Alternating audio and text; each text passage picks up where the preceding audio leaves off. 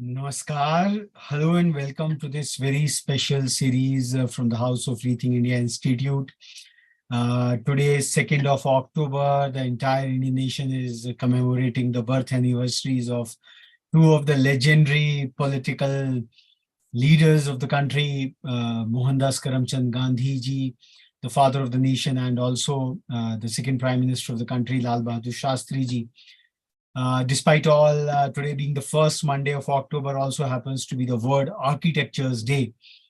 But in the month of October, the entire scientific community across the world looks forward for the announcement of the highest recognitions in the fields of basic sciences and literature, peace, and economics.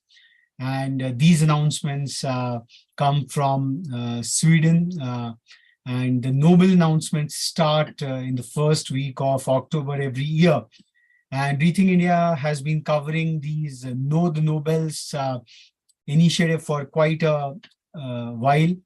And the entire idea is that the highest pedigree of human accomplishment is somewhat encapsulated in this long checkered history of Nobel Prizes. So today, the first announcement happened of the Nobel Prize in Physiology, or it is called as the field of medicine. The 2023 medicine laureates, it has been conferred upon jointly to Katalin Kariko and Drew Weissman. And for their discoveries concerning nucleoside-based modifications that enabled the development of effective mRNA vaccines against the COVID-19 virus. At Rethink India, we try to take the pain in going deeper into the scientific narrative, the scientific discovery, the scientific phenomena which has been discovered by the Nobel laureates, in a way to inspire the young students, the young science students, to really get enthused with the entire, I would say, the advanced careers in science. Technology obviously is a way of translating, I would say, the scientific discoveries to human, I would say, utilization. But the scientific discoveries which Nobel Prizes recognize have a lots and lots of manifestations. At many of times, these discoveries would have happened a decade or a 2-decade back, but its real relevance in the contemporary era, when the Nobel committees feel it is in that year, they announce when it nurtures, when it evolves to that highest level. So then it is announced out there.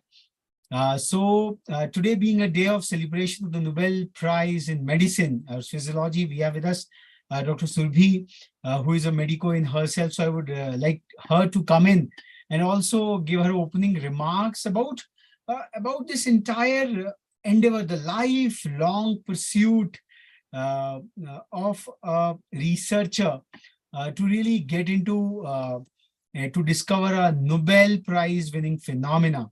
So a few opening words with Dr. Surbi, and then we will start a detailed presentation on the entire phenomena which these two Nobel laureates discovered and let things happen. Over to Dr. Surbi. Yeah. Hello and welcome. Namaskar. I think this is a great moment today that we are discussing and talking about the Nobel Prize in Physiology Medicine, which has been announced for 2023. And in the field of medicine is such that once a student, forever a student. It's a field which we keep learning and we learn till the end. And COVID-19 has presented such a great challenge to the world. It had, it was a pandemic which we all have witnessed, and certainly the researchers, what they have discovered, the ingenuity of it all is really mind-boggling, because this is what has got the COVID to has arrested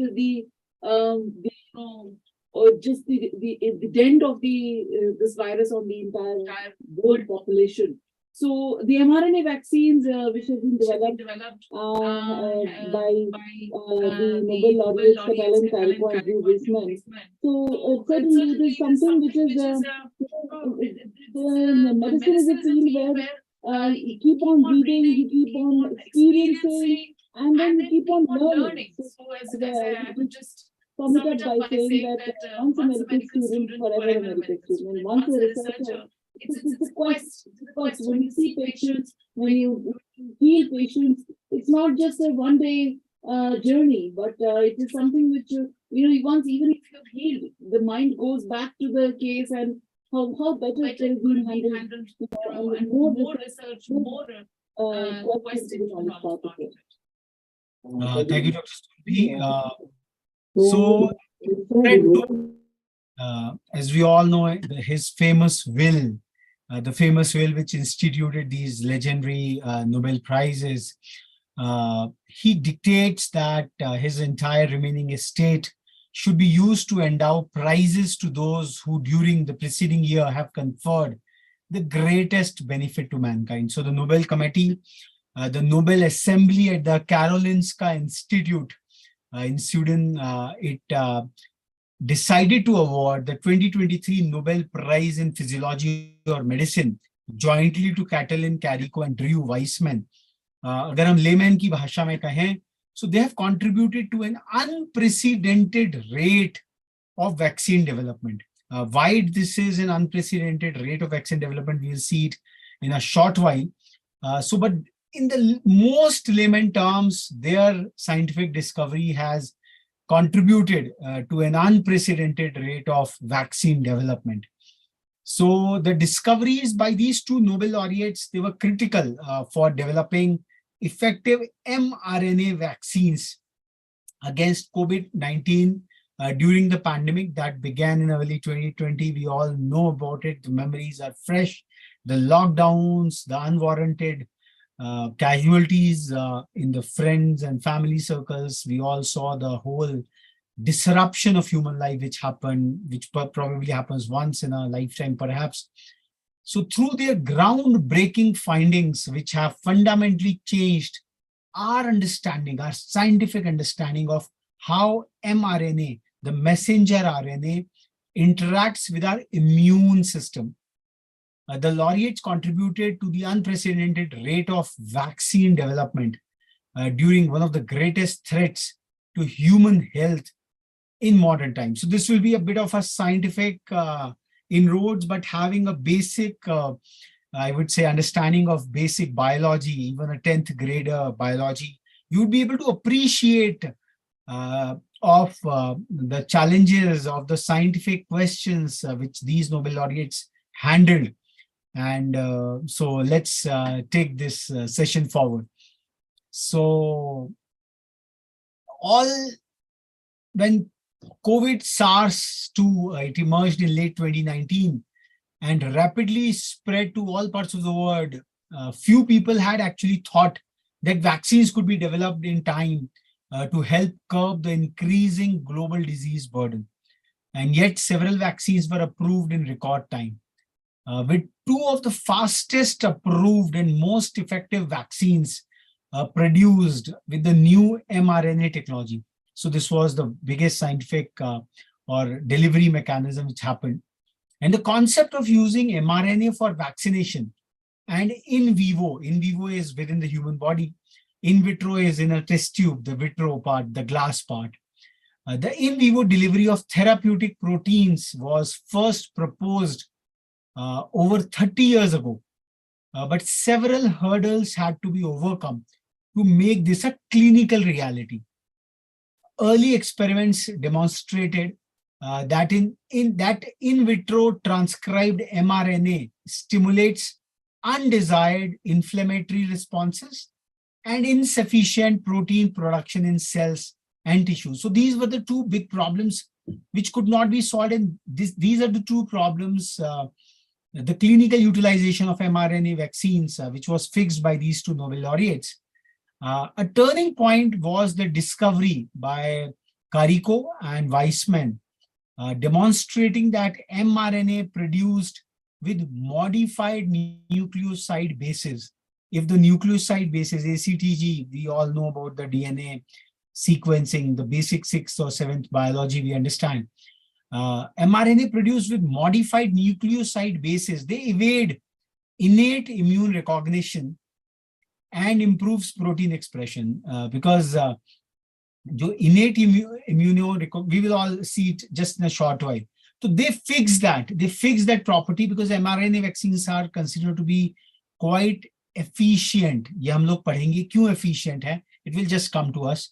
So these findings of Carico and Weissman, they combined with, this was the scientific discovery which they made, but this combined with the development of efficient systems for in vivo mRNA delivery in terms of vaccination, stabilization of the SARS-CoV-2 spike antigen, and unparalleled investments by industry and governments, it led to the approval of two highly successful mRNA-based COVID-19 vaccines in late 2020.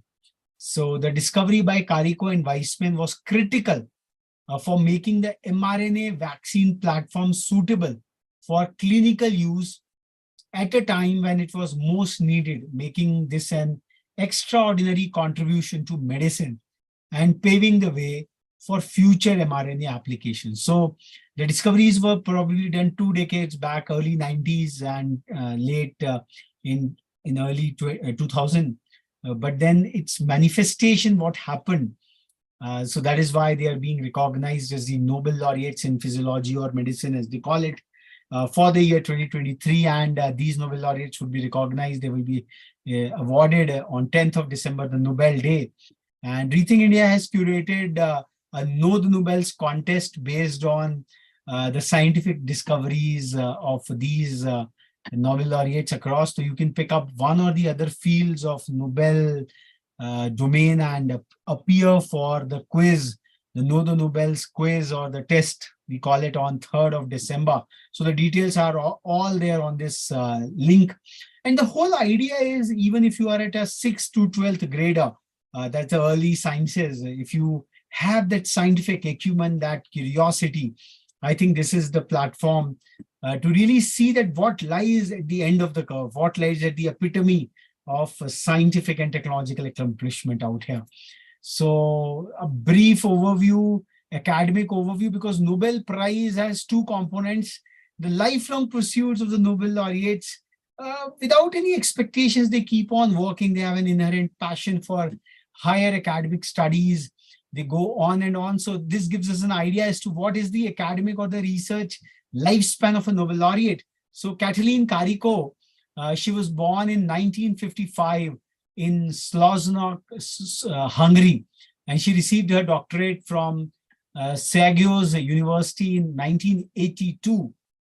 And she performed postdoctoral research at the Hungarian Academy of Sciences in Szeged until 1985. And 1985, she conducted postdoctoral research at Temple University, Philadelphia, and the University of Health Sciences, Bethesda. And in 1989, she was appointed as the assistant professor at the University of Pennsylvania, where she remained until 2013. So till 10 years back, she was there at the University of Pennsylvania. And after that, she became the president. She became the vice president, later senior vice president, bio and tech, RNA Pharmaceuticals. So she founded a kind of a pharmaceutical corp.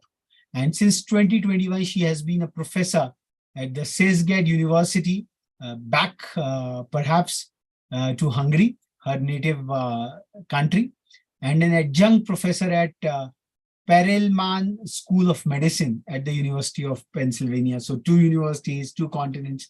So this has been her illustrious academic and research and entrepreneurial pursuit of Katalin Kariko. The other Nobel laureate, Drew Weissman, he was born in 1959. He's younger to Catalina by almost 4 years. And he was born in Lexington, Massachusetts, America. And he received his MD, Doctor of Medicine, and the PhD degrees from Boston universities in 1987. And he did his clinical training at Beth Israel Deaconess Medical Center at Harvard Medical School, and postdoctoral research at the National Institutes of Health. So as we can see, invariably that doctoral and postdoctoral research, these are some of the basic academic pursuits what Nobel laureates invariably share with each one of them, especially in the sciences domain. And in 1997, Weissman established his research group at the Perelman School of Medicine at the University of Pennsylvania. And this is where perhaps the partnership, the research partnership between the 2 laureates happened. And he is the Roberts Family Professor in the Vaccine Research and Director of the Penn Institute for RNA Innovations. So whatever scientific or technological advances we see in our human life, in our human society, we can see the lifelong tapas, as we call it, the lifelong penance, the lifelong pursuit of higher academic scholarship on and on is so very vital, which goes in the creation of a Nobel laureate. And one of the purposes behind this Know the Nobels Forum is to really enthuse and excite you about a lifelong pursuit in knowledge and scholarship, in research and advanced research. And this is what takes the society further and forward. Apart from the momentary gains, we try to have it. So students, youngsters who have that bent to really pursue, because the pursuit of knowledge in itself is a lifelong rewarding one. Moving forward, what were the vaccine culture generally before the pandemic? mRNA, the importance of mRNA in order to understand, let's understand what were the various mechanisms. What does the vaccine do? This graphic you are seeing. So 3 types of vaccines used to exist earlier, apart from the mRNA part. The vaccines created from a weakened or an inactivated virus, the vaccines which are created by a recombinant protein, and vaccines which are created by way of a viral vector. So these are the 3 paradigms of vaccine development. And vaccines actually catalyze the immune response from the human body. Human body is so complex that creating a cure of these viruses is still not possible. But then they induce, they kind of catalyze a kind of an immune response from the most complex machine on the planet. And that is what these vaccines do about it. So vaccination, it stimulates the formation of an immune response to a particular pathogen. Bahar se, if it is virus or whatever. So it stimulates an immune response. This gives the body a head start in the fight against disease in the event of a later exposure. So vaccines based on killed or weakened viruses have long been available and exemplified by vaccines against polio, measles, and yellow fever. We all have been vaccinated against dozens of such pathogens. In early childhood, we might, your mothers are, we might be having our own vaccination card somewhere stored, stacked up in our memorabilia, apart from our photographs and all that stuff. So in 1951, Max Thiele, he was awarded the Nobel Prize in Physiology or medicine for developing the yellow fever vaccine. So this is the oldest and the most conventional vaccines based on killed or weakened viruses. That was one paradigm. Thanks to the progress in molecular biology, at the molecular level, in recent decades, vaccines based on individual viral components rather than the whole viruses have been developed. So electron microscopes we have. So the individual viral components have been removed and vaccines have been based on that. And parts of this viral genetic code, usually, what is the genetic code? It is usually the encoding proteins found on the virus surface. They are used to make proteins that stimulates the formation of virus blocking antibodies. So pure virus ki avashyakta nahi, they use only the virus surface. So these are called the recombinant protein kind of vaccines. Examples are the vaccines against the hepatitis B virus and human papilloma virus. So this is the recombinant protein example. The third example of the viral vector one, that producing whole virus protein and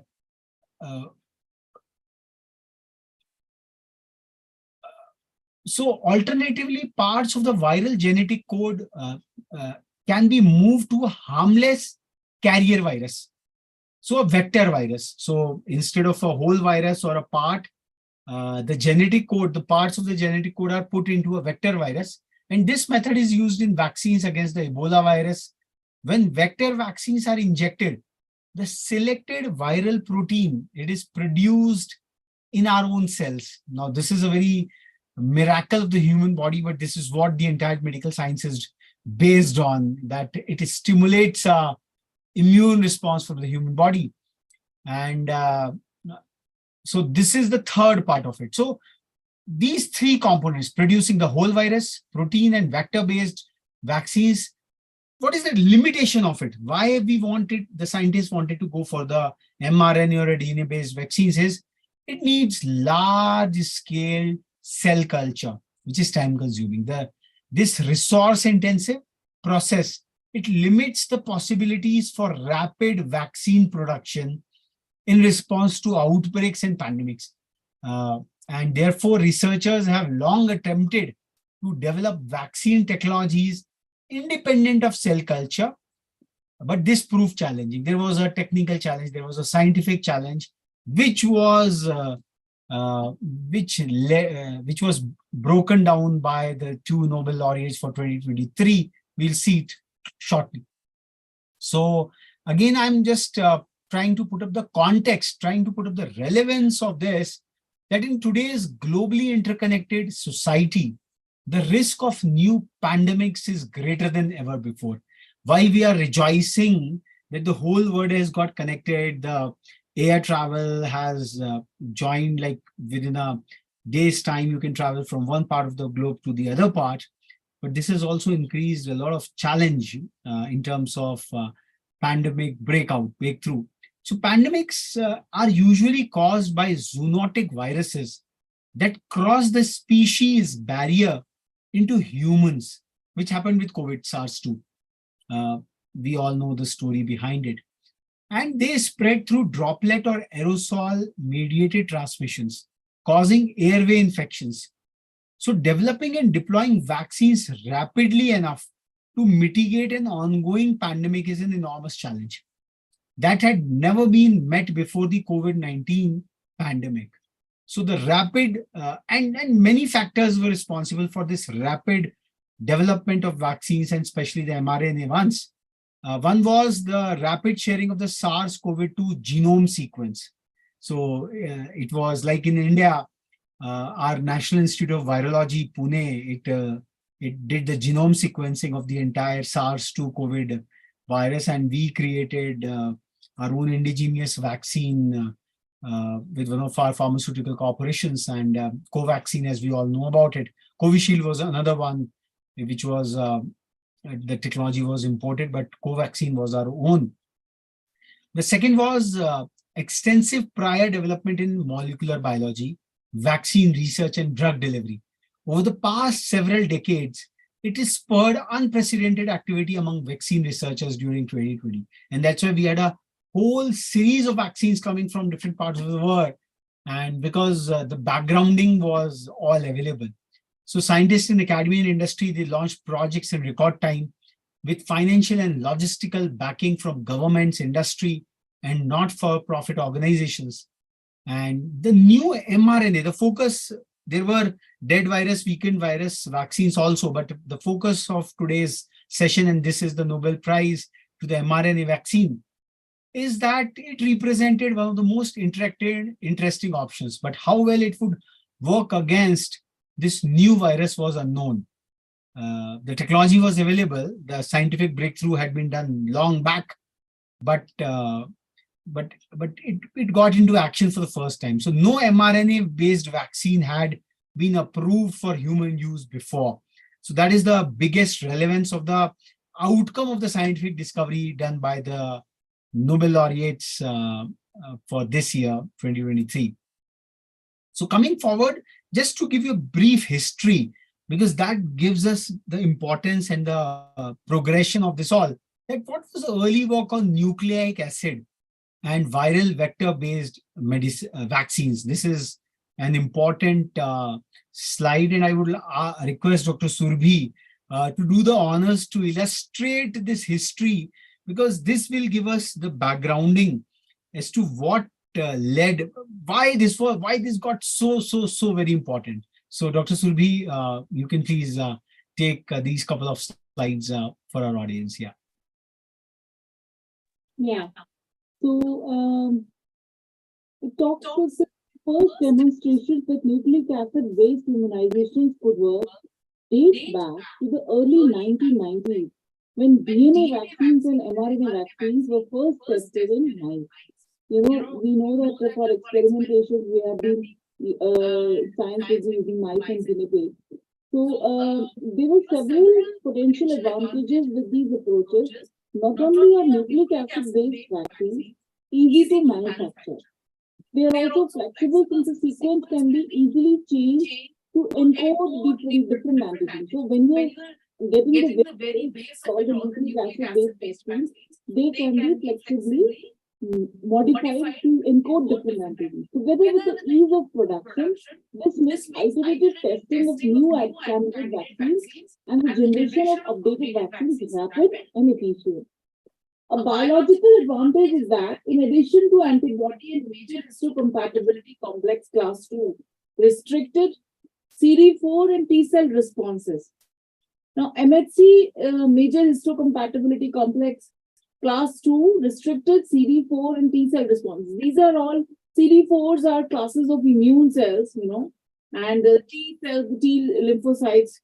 This is, we talk of this in the AIDS virus especially as well, which are also induced by other vaccine types. Viral vector and nucleic acid-based vaccines have the potential to stimulate cytotoxic CD8 plus T cell responses, since they allow presentation of endogenously produced antigenic peptides. Peptides are protein chains on MHC class 1 molecules. Induction of CD8 plus T cells, particularly interesting in the context of cancer vaccines. So, we have various cancer vaccines where the aim is to kill targeted tumor cells. And so, for example, we have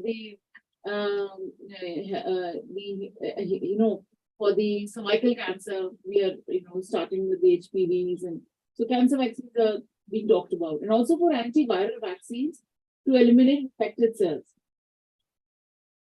However, despite the potential advantages of nucleic acid-based vaccines, whether they could be well tolerated, this is a question, and stimulate sufficiently robust immune response in humans to represent a viable path forward for clinical vaccine development was unclear. So two challenges: one, whether it would be well tolerated, and secondly, whether it would stimulate a sufficiently required robust immune response so that, it would be viable. Initially, DNA vaccines were considered more promising than mRNA vaccines, since DNA is more stable, DNA, deoxyribonucleic acid. However, progress was slow, and early encouraging results with DNA vaccines in small animals did not translate to humans. A likely reason is that injected DNA must cross two barriers. One, the plasma membrane, which is the cell membrane, and the nuclear membrane, which is the membrane of the nucleus, to reach the cellular compartment. Plasma membrane and the nuclear membrane to reach the cellular compartment where transcription takes place, DNA conversion to mRNA. Transcription takes place. In contrast, mRNA-based vaccines only need to gain access to the cell cytoplasm where translation takes place, mRNA conversion to protein, making delivery easier. And an additional advantage with the mRNA vaccine is that the delivered nucleic acid cannot integrate into the host genome, adding an important safety aspect to this platform. So what they're trying to say is that the DNA, because it's present in the nucleus, so just to cross the nuclear membrane, then the plasma membrane to reach the cellular compartment. But the mRNA-based vaccines can directly, reach the cytoplasm where translation mRNA into protein takes place, and also the safety factor of mRNA not integrating into the host genome. Despite these advantages, skepticism about the usefulness of the approach remained high since mRNA was considered too unstable for medical applications. Against this background, the vaccine field turned to the use of engineered viral vectors, as they may have their own intrinsic mechanisms to enter cells and deliver genetic cargo. Since the 1990s, many different types of viral vector-based vaccines against a variety of pathogens have been tested. We read about the Ebola virus. Variety of pathogens have been tested preclinically, demonstrating both promising results and setbacks. A drawback of the viral vector-based vaccines is that in addition to the desired responses elicited against the antigen of interest, antibodies against the structural proteins used to package the vector may be induced, compromising booster responses. Now, a booster response if the same vector is used again. So, like we have booster vaccines, say, for example, when we give, so the DPT, diphtheria, pertussis, tetanus, which we give in children, we give an initial dose and we give booster dose. The booster response is usually higher, stronger than the original response because, the accumulated antibodies are coming higher. But then in this case, the vector vaccines, the booster response may be compromised. That is what they're saying. Maybe if the same vector is used again. Nevertheless, effective viral vector-based vaccines using different types of engineered adenoviruses were developed during the COVID-19 pandemic and administered at scale, demonstrating their usefulness, especially in the early phase of the pandemic. So in the early phase, the vector-based vaccines using the adenoviruses have been developed. But then again, why the mRNA vaccine the advantage has been the rapid production. You can go on to the next slide, please. Yeah, so if I may say that a lot of terms, a lot of taxonomy is out here, but some way or the other, this taxonomy maps so very closely with our secondary level of biology. And if we try to map it back, try to comprehend it, these are the foundations of the advanced scientific discourses as well. So the whole idea behind this Know the Nobels forum is to familiarize you that whatever we are studying at our schooling level, it lays the foundation of it all, and we can then advance it because its application part comes into our higher studies wherever we go. So this is the most advanced utilization of the terms, what we really study and what really led to the scientific accomplishments. So just to familiarize with the terms, with the phraseologies, with the complications involved. So this gives us the play of the science at play. This is what this Know the Nobels forum is all about. So yeah, Dr. Subhi, please. So during the 1990s, a small community of investigators continued to explore the use of mRNA, messenger RNA, as a potential vaccine platform. Early studies had demonstrated that mRNA purified from cells was translated into protein when reintroduced into oocytes. Oocytes are egg cells. So they are saying that early studies have demonstrated that when the messenger RNA or riboxynucleic acid was purified from the cells, extracted from the cells. It was translated into protein when reintroduced into the egg cells or the oocytes. Delivery into tissue of a living organism was the next challenge. So the first study to demonstrate that injection of naked mRNA into skeletal muscle, we have various types of muscles in the body. We have skeletal muscle, and we have cardiac muscle, and we have the unstriated muscle. So 3 types of muscles. Skeletal muscle resulted in protein production in vivo, was published by Philip Felgner and colleagues in 1990. So there was a work on a messenger RNA being introduced into the skeletal muscle, resulting in protein production in vivo, means inside the human body. Soon thereafter, Martinon et al. Demonstrated the induction of antigen-specific cytotoxic T lymphocyte responses in mice injected with liposome-formulated messenger RNA. So liposome is a fat molecule. So, the messenger RNA, which is, associated with the fat molecules, encoding the influenza virus nucleoprotein. Nucleoprotein means nucleic acid plus protein molecule. In parallel, several investigators developed alpha virus replicon vaccine, which have the added advantage that a higher copy number of antigen encoding transcripts are produced in each cell, which means that a higher number of antigen encoding transcripts are more immune response. That's what it says, resulting in induction of robust antigen-specific immune responses following in vivo delivery of naked mRNA. These early studies stimulated the field and led to the demonstration of promising results in animal models. We've seen this was happening in mice, but it would take more than 2 decades until the first mRNA-based vaccine against an infection was tested in human clinical trials. You see, the human genome, the human response to a vaccine, this is the challenge, that when the first step is to experiment it on the mice or the guinea pigs. Okay, so there is some animal base of immune response. We have checked the chemical reactions, the physiology of it all, but then the biochemistry of it all, and now to translate it into the human response. And what kind of response you're getting? Is there any adverse reaction? Is there adequate immune response? So, and is it stable? Is it being tolerated well? These are all the questions. So we can go on to So the most important part, the impression which we can take from here is that it's a very gradual progression. Scientific discoveries, they are quite gradual. They are mysteries in themselves. And to come up to a applicable technology, to come up to an applicable solution, it takes so much of perseverance across. So that is the central spirit of NOBLES, what we can see from here. So moving forward, so initial clinical limitations, as we were studying the history, coming to what the critical role of the Nobel laureates for medicine 2023, that in our cells, the genetic information encoded is in DNA is transferred to messenger RNA, which is used as a template for protein production. So at the end of the day, this entire immune response is about producing those fighting proteins against the pathogen, invading pathogen.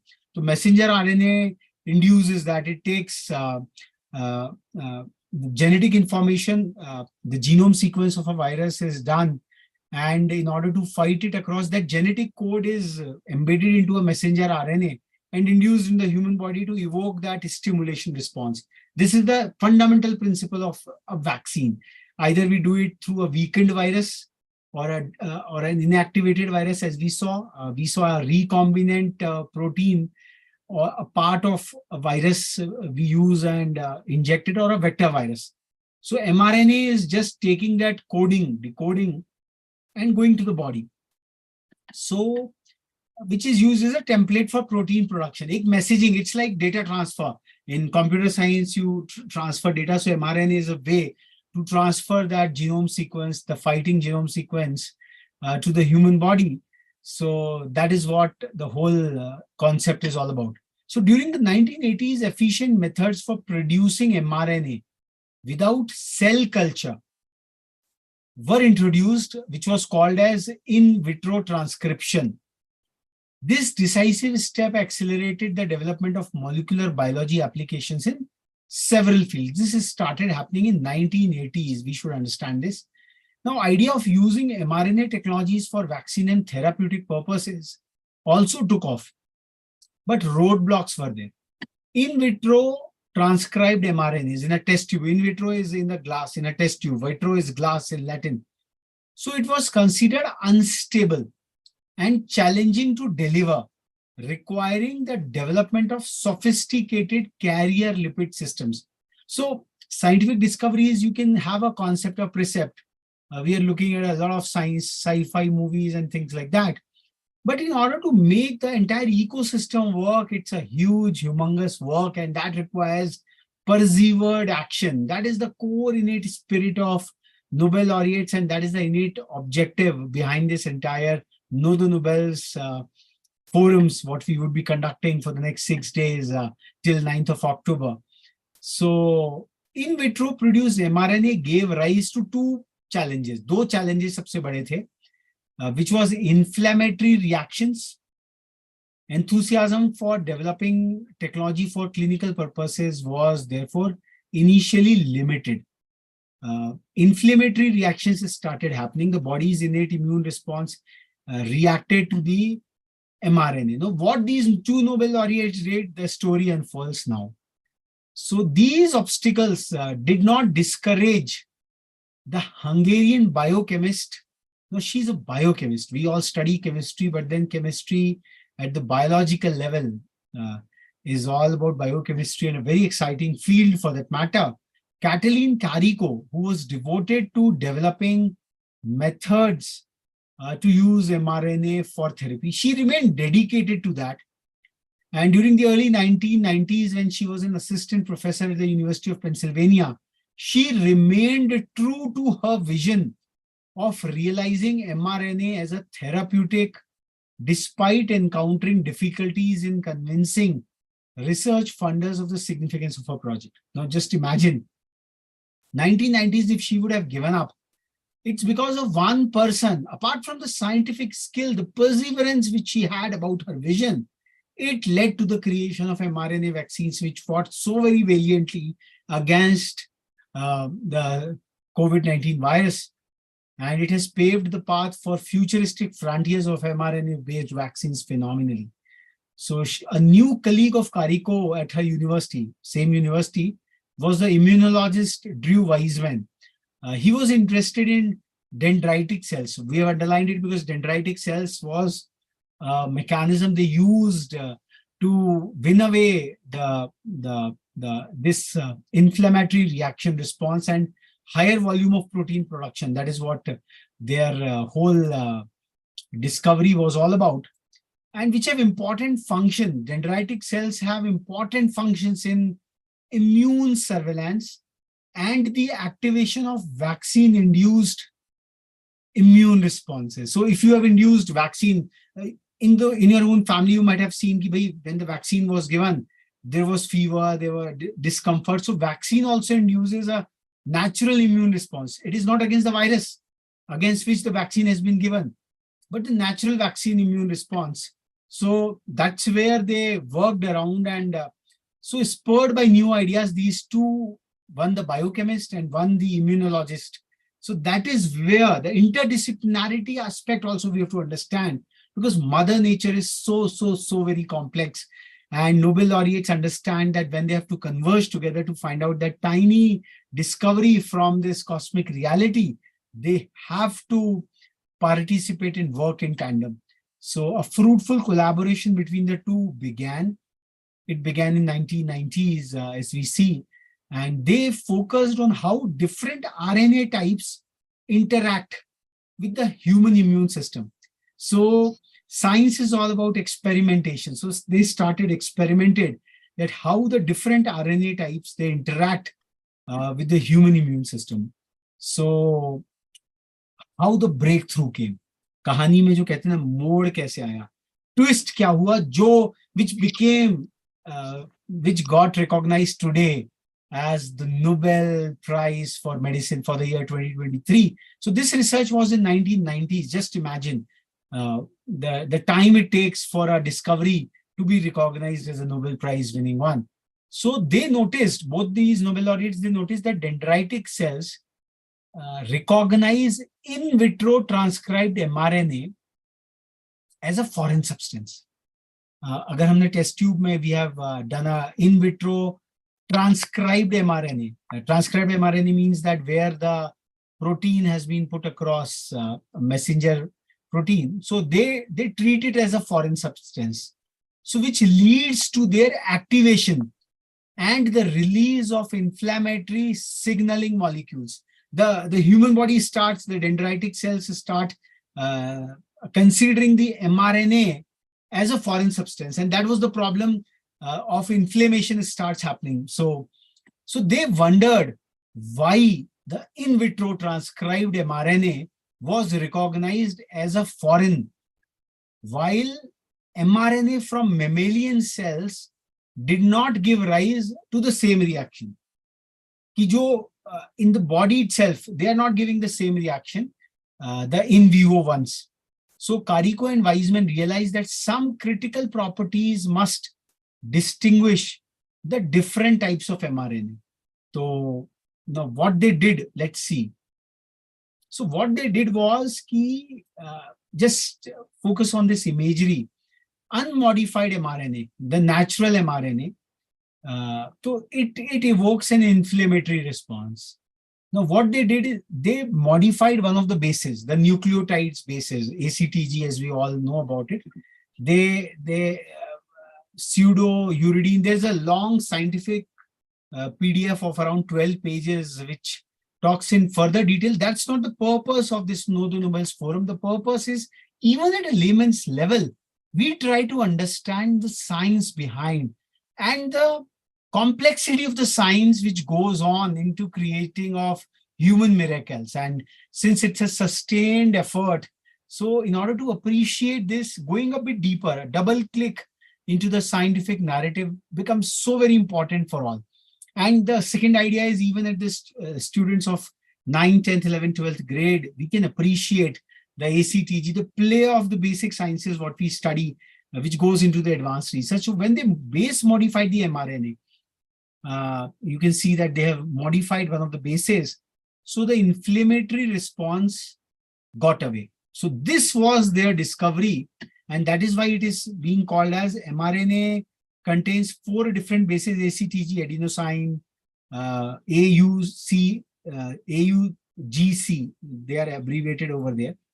And the Nobel laureates, they discovered that nucleoside base modified mRNA be used to block the activation of inflammatory reactions, which is actually the signaling of signaling molecules. It blocks that and increase the protein production when mRNA is delivered to the cells. So this discovery, this experimentation, this discovery became the Nobel Prize winning discovery out here. So a larger explanation, I would request Dr. Surbhi to take this part. Yeah. So basically, where the DNA comprises of 48 GNC adenosine and the guanosine and cytosine. So RNA has huge GC. So what they have done is that the U part, the uridine, they have modified it to pseudo-uridine. Yeah. And this was the successful switch, the successful fix, because they have, not just one variant of mRNA they created. They worked with so many variants. Which one would click? Which one would click? In unique chemical alterations, keeping the bases, creating different variants of mRNA, which they delivered to the dendritic cells.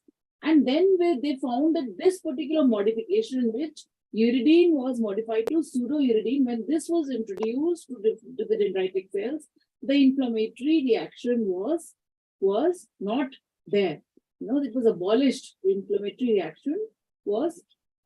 response was almost abolished when base modifications were included in the messenger RNA. So, and this now was the point of success, the Eureka moment. And because now once the inflammatory response, the reaction which is there due to the secretion of signaling molecules, this was suppressed, this was abolished, the protein production, the vaccine response, immune response in the body was to the adequate level. So, And these seminal results were published in 2005, 15 years before the COVID-19 pandemic. So these timelines I'm trying to impress upon, we're trying to impress upon key.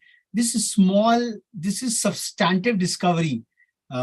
It came into action only after 15 years, but this was the foundational work which they did, which led to the creation of mRNA-based vaccines, the first ones which were used on the humans. Politics apart, there's a lot of politics about the mRNA-based vaccines, why some nation procured, not procured. That is a matter of political science, that's a matter of contemporary politics. But then here the science of it all, that what effort, and if you see, as Dr. Sulbi was talking about, that multiple mRNAs were tested. So scientific experimentations, what we do in our school laboratories or the higher education ones, it's a very, very, I would say, process of perseverance. You have to keep on doing it with the hope, with the vision, with the resoluteness. So these are the kind of values which you need to have to qualify yourself as a scientist, because the skill part is fine, but these human dimensions of it all, not losing the patience, going on and on and on. We've been studying, we've been hearing about that Edison experiment with a lot of materials for the filament, and it all failed. So this is what goes into scientific discovery. So this attitude, this scientific aptitude, curiosity is one part, but the patience part of it all is so very vital. Moving forward to the breakthrough, the important one in further studies which they published in 2008 and 2010, Carico and Weisman showed that the delivery of mRNA it generated with base modifications, the nucleoside-based modifications, they markedly increase the protein production compared to the unmodified mRNA. So if we see the core, going to the first slide where we said that why they were considered for, they contributed to an unprecedented rate of vaccine development. Because if mRNA is the coding, which is going to the body, the transfer part, it all got championed. So when they had to transfer the genetic material, so the speed and agility of vaccine production of it got amplified phenomenally. So the base modification of the nucleosides, this was the trick which made it happen. So that was the breakthrough, that was the Archimedes, or I would say the Nobel Prize winning moment. And the effect was due to reduced activation of an enzyme that regulates protein production. So science, you keep on experimenting and the nature reveals you. So this is what we can see from there. You are not creating something, you are discovering from the ultra complex cosmic existence. So this is what we need to appreciate out here. And through their discoveries that base modifications, both reduced inflammatory responses and increased protein production. These were the two challenges which the scientific community was grappling since 1990s. And both of these could be achieved. They had eliminated the critical obstacles on the way to clinical applications to mRNA just by modifying the bases out here.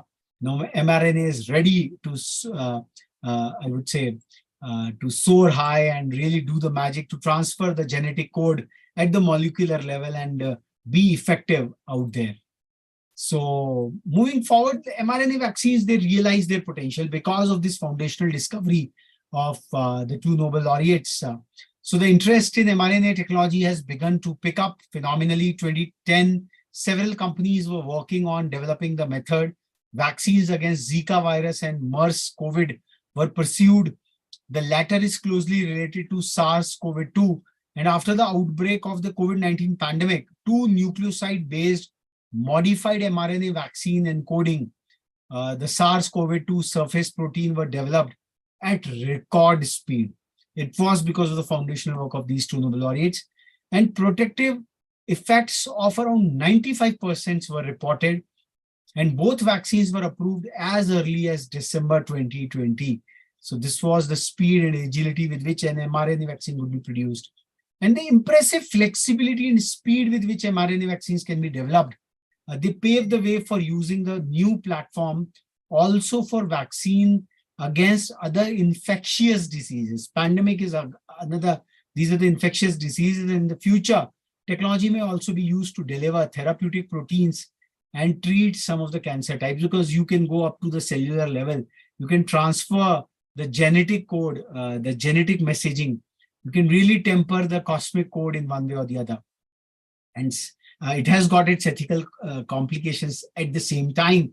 Now, students of humanity, they also need to understand that science gives the power of use and abuse at the same time.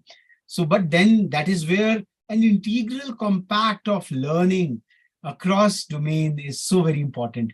So several other vaccines against SARS-CoV-2 based on different methodologies, as we saw the three prominent methodologies using the weekend or the inactivated virus, using the recombinant, using a part of the protein of a virus and the vector viruses. So they were also developed.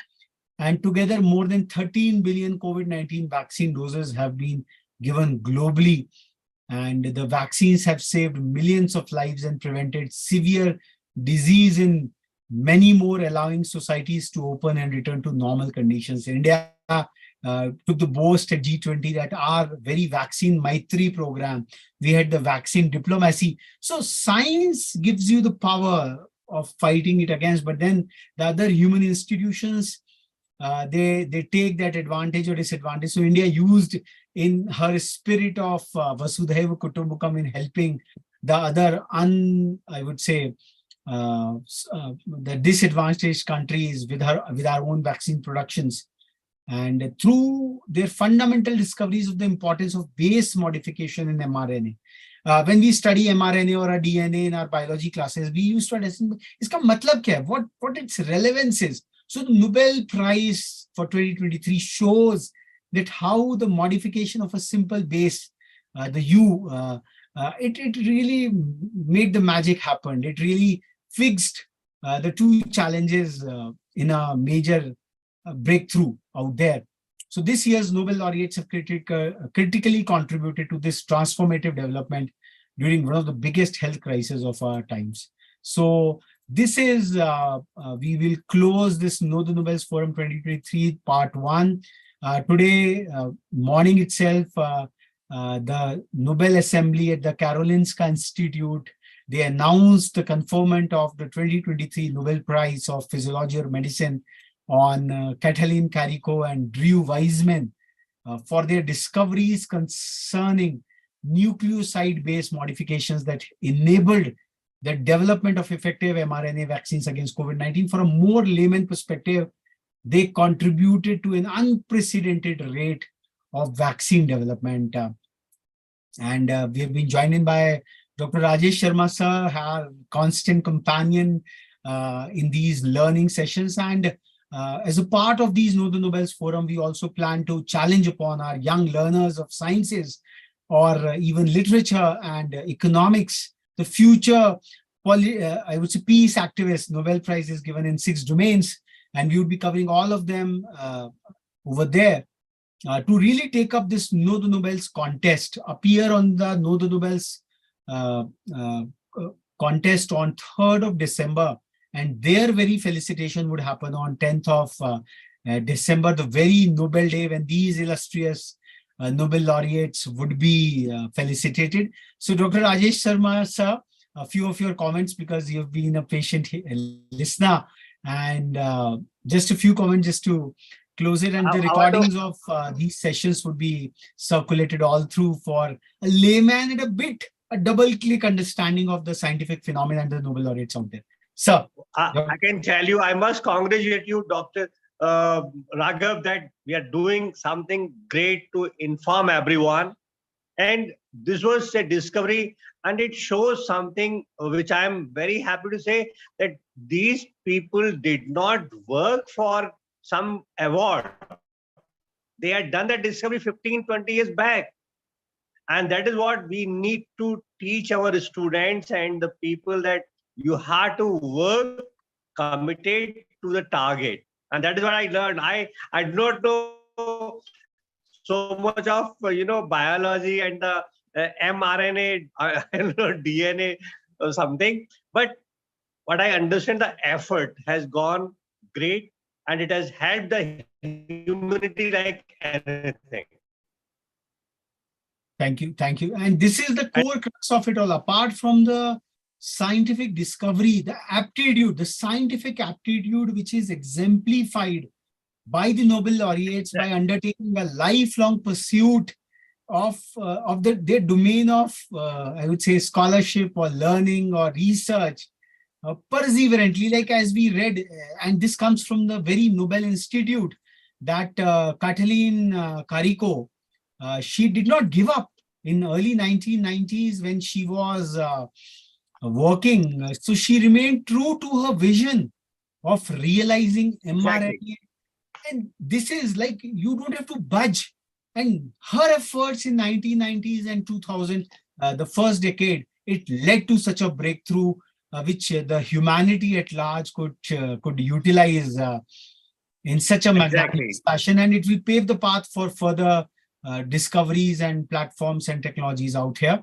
So with this, we close today's session, and we hope that this furthering the spirit of the Nobels, the spirit what Alfred Nobel founded out of his magnanimous enterprise, the best use of his estates, the Nobel will, what he founded, it is being really used across the globe to inspire the scientists to really rise up to this level.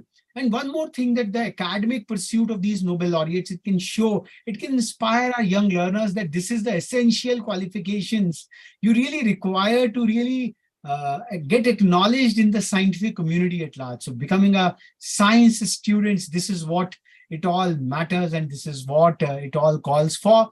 So with this, we come to the closure, and we'll meet again at 9 p.m. tomorrow. Last thing, Dr. Especially now we are in a generation of fast food where patience is missing absolutely. Yes. So the Nobel laureate is a very best example for patience. And it converges thank you the so entire much. STEAM compact per se: science, technology, engineering, arts, and mathematics. So each of these dimensions have the dynamics of them we can really appreciate and understand out here so very well, and a lot of personal transition, a lot of values, a lot of aptitudes and attitudes can be instilled by the life stories of these Nobel laureates. We'll continue this interesting series. Thanks for joining us.